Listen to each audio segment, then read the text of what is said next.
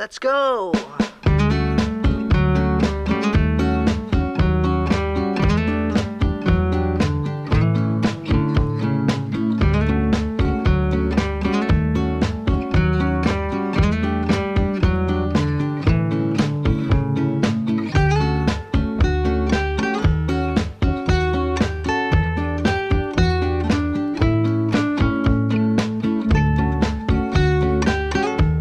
Hello, magandang umaga mga Lods. So, ngayong araw na ito ay naisipan namin magkakapatid na magka-banding pagkatapos or matapos ang 13 years na hindi nakauwi ang aking kapatid. So, this is my day in a life sa paninirahan sa probinsya. So, pagkita muna natin ang aking cutie na puppy. Yan, napaka-taba. He shares the yogurt. So, bago kami pumunta doon sa mga Lods ay kumuha muna kami ng kamote sa aming maliit na garden or sa maliit na farm.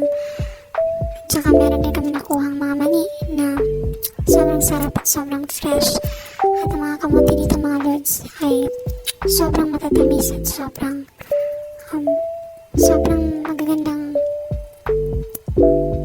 klaseng kamote na makikita nyo dito sa probinsya ng Leyte. So, kapag isang magandang bagay talaga kapag nakatira tayo sa probinsya mga Lods ay pwede lang kumuha o pwede lang magtanim ng mga kamoteng kahoy, kamote or any root crops na available dito sa atin na pwedeng mabilis tumubo dito sa probinsya ng Leyte, diba? So ayan, sobrang laki na kamote tsaka sobrang healthy mga Lods. Ayan, siya done. Sobrang ganda tingnan. Like, super satisfying. So, dito na ngayon kami mga Lods. Dumating na kami at unexpectedly umulan na araw na ito. At kukuha kami ng uwang sa Bisaya o prawns sa English. Hindi ko alam sa Tagalog.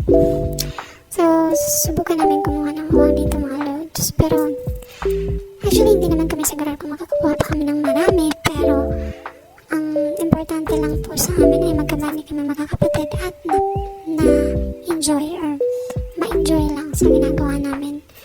Siyempre kahit umuulan or especially dahil umuulan, mas nakaka-enjoy or mas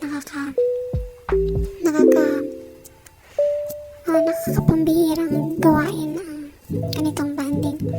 So, 13 years ago, 13 years after bago nakauwi ang aking kuya. So, ayan, sobrang linis ng tubig, sobrang lamig ng tubig dito sa probinsya ng Leyte. Kaya mas nainganyo kami maghanap pa. So, pupunta kami doon sa itaas mga Lods para maghanap pa ng mga uwang na lulutuin. Kasi noon ito sa probinsya, dati ang dami mga prawns na nakukuha. Pero ngayon, malimit na lang kasi siguro marami rin abusado or inaabuso rin ang pagkuha. Minsan, napapasobra. Kaya, so at least may nakukuha din naman. Yan, yung daladalang galon yan, nilagyan namin ng uwang mga Lods na nakukuha namin mula sa gamit ang mosquitero. Anong tawag dyan sa Tagalog? Ewan ko. So, nakikita nyo naman na hindi malinis masyado ang tubig dahil na bumabaha. At hindi kami nakaligo. Kaya naman, naisipan na lang namin kumuha ng uwang. So, nakaka-enjoy siya. Kaya kung kayo mga Lods, nakatira kayo sa probinsya, i-try nyo. Ayan, may dala akong galon. Pero hindi ito puno. Konti lang nakuha namin tapos maliliit lang talaga mga Lods.